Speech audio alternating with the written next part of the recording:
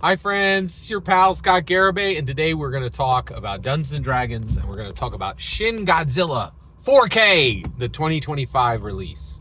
So I was very fortunate, and I was able to see the fantastic Shin Godzilla 4K US 2025 release. So I'm a huge Godzilla fan. And I haven't seen every Godzilla film because there are like 50.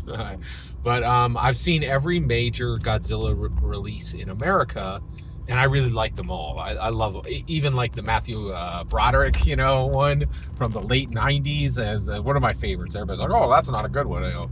But I loved it. And it gave me enough interest to begin to watch the Japanese releases.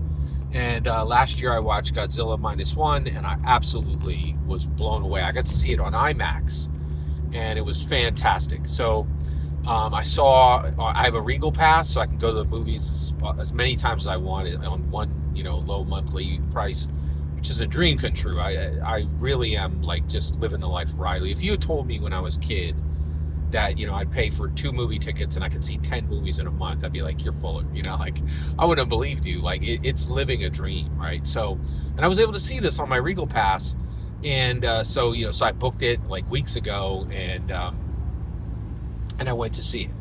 So I get there to the theater, and there's me and one other person, right? Like, about a row behind me, right? So I sit down and I watch the film. So Shin Godzilla, in case you didn't know, is a Japanese, purely 100% Japanese Godzilla film, exactly like Godzilla -1. It's a Japanese Godzilla movie, and these are much more difficult to watch than American ones. One, they're not dubbed, right? So you have to read the subtitles, right?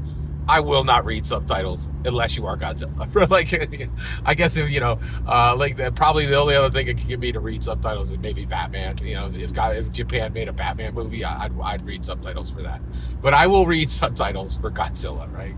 I'm just a huge fan. I love Godzilla, and so I went to see this, and it was like nothing I've ever seen. It was okay. First of all, Star Wars Andor, right? If you told people, hey, what if we told you all the tax minutia of how the rebellion was funded, and then they shot a couple of lasers, right?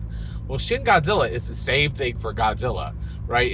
It's like literally the Japanese prime minister and like the cabinet, setting up meetings to set up meetings, right? There's a scene where they're like, Prime Minister, are we authorized to shoot Godzilla with machine guns?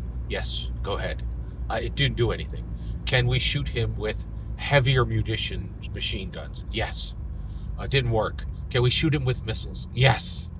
It didn't work. Can we shoot him with the tanks? Yes, shoot him with all the tanks. And it's so plotting, and it's like literally the forms that need to be filled out to study Godzilla, and authorize a single attack on Godzilla.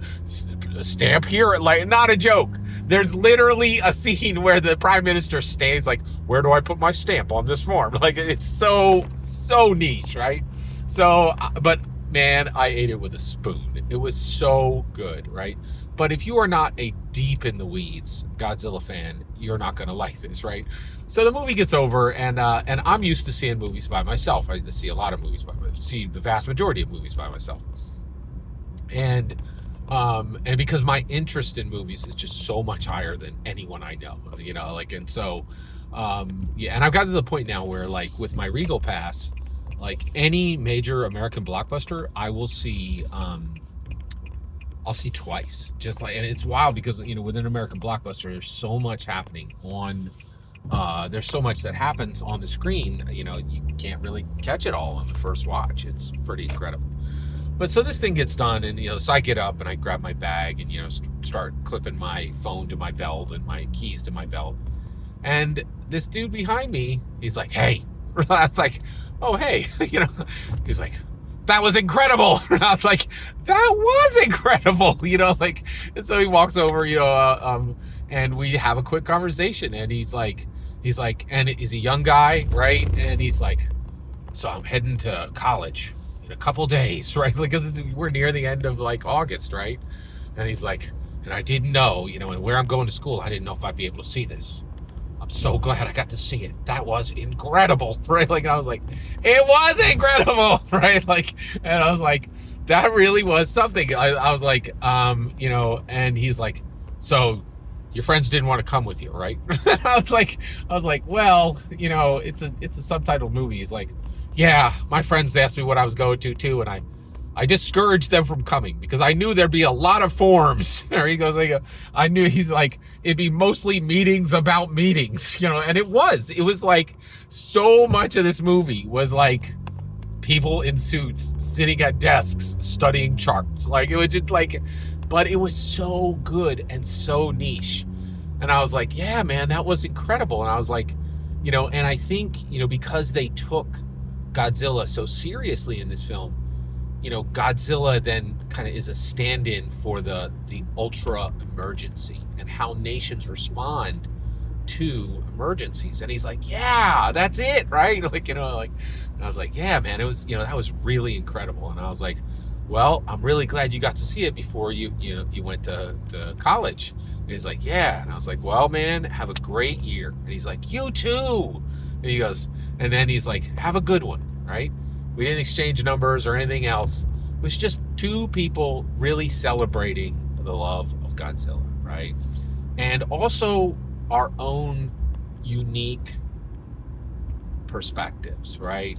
And this is Dungeons & Dragons, right? Dungeons & Dragons is so unique and so unvalued by the world. Oh, you're sitting in your basement pretending to be an elf? No.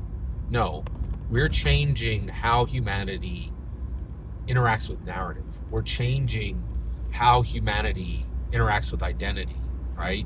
Your heart beats on one world. My heart beats on 30 worlds, right? You and I are not the same, right? But every now and then, you do find someone who values imagination and values narrative and values identity and is willing, right? Is completely willing to say, farbargle the world, man. I don't care if this movie's about forms. I don't care if this movie is going to be an hour and 50 minutes of watching people sit at desks and 10 minutes of sheer awesome Godzilla awesomeness, not even in my native language, right? And I think, and it was really, wonderful to just meet another absolute dyed-in-the-wool Godzilla fan, and I think that's what that's what D&D is. It is this incredibly unique filter for the most charismatic, confident, intelligent people in the world. And I cannot imagine. God put me on this earth in 1970 so that I would be able to see every single day of Dungeons & Dragons, right? And, Dungeons & Dragons was born after I was born, and I will die before Dungeons & Dragons dies, That kid was 18 heading off to college, right? I probably won't even be on this planet for 18 more years, right?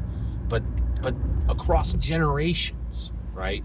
We shared this absolute passionate admiration for this gigantic radioactive lizard, right? And it was just so unique and special. And that's what Dungeons & Dragons is. It is the ultimate radioactive lizard, a filter to find the best people in this world. And I'm very thankful for each and every one of you that's ever come to my channel, watched a video, and let me share my outrageously niche views on Dungeons & Dragons. And I am incredibly blessed to be on this planet, to witness Godzilla and Dungeons & Dragons, and to share my thoughts with you. Thank you.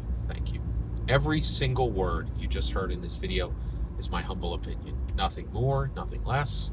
The important part is when I get to hear your humble opinion, when you get in the comments and send your traffic. Please consider liking and subscribing, and have a fetch millennium.